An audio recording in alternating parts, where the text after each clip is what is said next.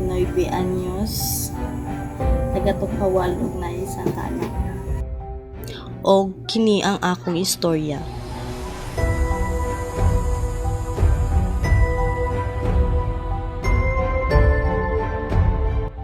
Bago ko nahimong ginikanan, niagi pod ko og pagka-estudyante nga naay pangandoy sa kinabuhi.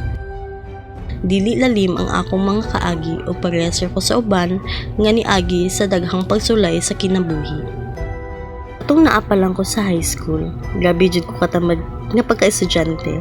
Napay times dati nga di ko musulod sa among room ug sa gawas ra magtambay.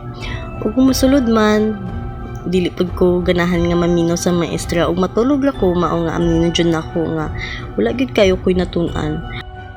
Sa sobrang nako kagahig ulo ug pasaway dati, mas ginatagaan pa nako pagtagkad ang laing mga butang kaysa pagtuon ug isa na dali ang pag-uyab-uyab. Kung asa nabutang ko sa sitwasyon nga wala na ako damha nga lisod di ay kaayo. Mauni ang pagbuntis. Oo, sa murang edad, nabuntis na ko. Nagmabdos ko katong 17 pa lang ko. O grabe jud ako mga kalisod atong nga panahon. Siyempre, estudyante pa ko ato ug wa pa ko'y sakto nga kaalaman kung paunsa mahimong inahan. Daghan kog diskriminasyon nga nadawat, dili lang sa uban kundi pati pud sa akong mismong pamilya. Halos tanan ba na kayong paglantaw sa ako kay tungod na buntis ko nga bata pa kaayo. Naabot pud ko sa point ng gusto na ko ipalaglag dati ang akong anak tungod sa ka-depress o problema.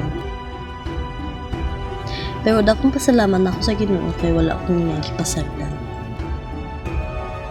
Daghan kong mga desisyon sa kinabuhi dati nga ako'y kamahayan karon tungod sa pados-dalos ko.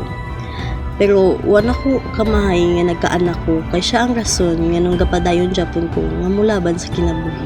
Siya ang akong kalipay ug kusog.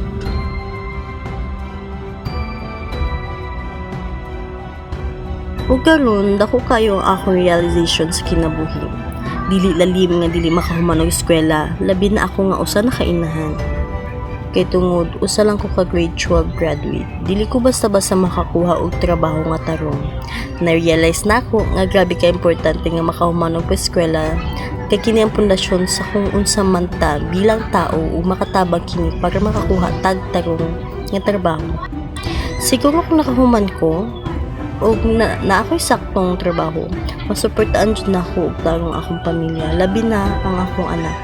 Siguro mahatag na ako tanan kinahanglan sa akong anak.